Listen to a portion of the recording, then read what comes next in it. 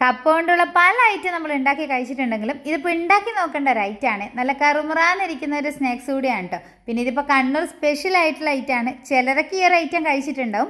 കഴിച്ചവരുണ്ടെങ്കിൽ ഒന്ന് കമൻറ്റ് ഇടാൻ വേണ്ടിയിട്ട് മറക്കരുത്. അതിനായിട്ട് ഞാനിത് കപ്പയെടുത്ത് തൊലിയൊക്കെ കളഞ്ഞ് കഴുകിയെടുത്തതിന് ശേഷം ഇതുപോലൊന്ന് കട്ട് ചെയ്ത് വെള്ളത്തിലിട്ട് വെച്ചിട്ടുണ്ട്. എന്നിട്ട് ആ വെള്ളമൊക്കെ മാറ്റി വേറൊരു പാത്രത്തിലോട്ട് അങ്ങ് ഇട്ട് കൊടുക്കുക. നമ്മൾ ഫ്രഞ്ച് ഫ്രൈസിനൊക്കെ കട്ട് ചെയ്തെടുക്കുമല്ലോ, അതിനും കുറച്ച് കനം കുറച്ചിട്ട് വേണം കട്ട് ചെയ്തെടുക്കാനായിട്ട്.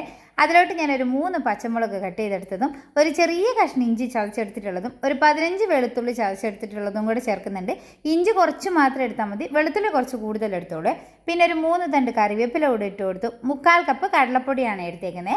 അതിലോട്ട് തന്നെ ഒരു 3 സ്പൂൺ അരിപ്പൊടി കൂടെ ചേർക്കാം. നമ്മുടെ പത്തിരിപ്പൊടി ഉണ്ടല്ലോ, അതാണ് എടുത്തിട്ടുള്ളത്.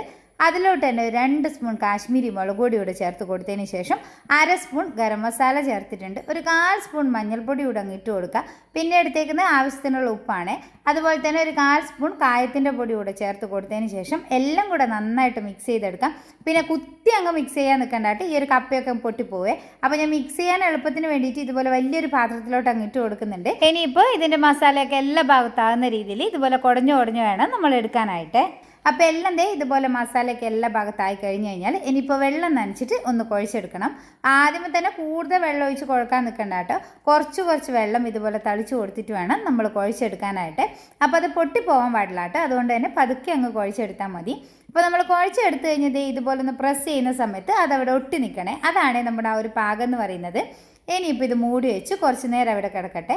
ഒരു അരമണിക്കൂറൊക്കെ കഴിഞ്ഞ് തുറന്ന് നോക്കുന്ന സമയത്ത് നോക്കിയേ മസാലയൊക്കെ വീണ്ടും നന്നായിട്ട് തന്നെ ഇതിലോട്ട് അങ്ങ് പിടിച്ചിട്ടുണ്ടാവും. കപ്പയിലോട്ട് ഉപ്പും മസാലയൊക്കെ പിടിച്ച് നല്ല അടിപൊളിയായിട്ട് വന്നിട്ടുണ്ടാവും കേട്ടോ.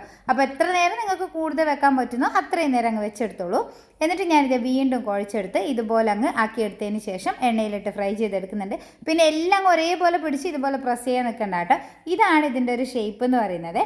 അപ്പോൾ ഞാനിത് ഇതുപോലെ നടുവശത്ത് മാത്രമായിട്ടൊന്ന് പ്രസ് ചെയ്ത് നല്ല ചൂടായിട്ടുള്ള എണ്ണയിലിട്ട് ഇതങ്ങ് ഫ്രൈ ചെയ്തെടുക്കുന്നുണ്ട്. പിന്നെ ഹൈ ഫയറിലിട്ടിട്ട് പെട്ടെന്ന് അങ്ങ് ഫ്രൈ ചെയ്തെടുക്കാൻ നിൽക്കണ്ട, കാരണം അകംവശമൊക്കെ വേവാതെ വരും, കപ്പി അതുപോലെ വേവാതെ വരും. അതുകൊണ്ട് ഒരു മീഡിയം ഫയറിലിട്ടിട്ട് ഇതങ്ങ് ഫ്രൈ ചെയ്തെടുത്താൽ മതി. അപ്പോൾ തിരിച്ചും മറിച്ചൊക്കെ ഇട്ട് ഇതിൻ്റെ കളറൊക്കെ നല്ലോണം ഒന്ന് മാറി വരുന്ന സമയത്ത് എണ്ണയിൽ നിന്ന് എടുക്കാം.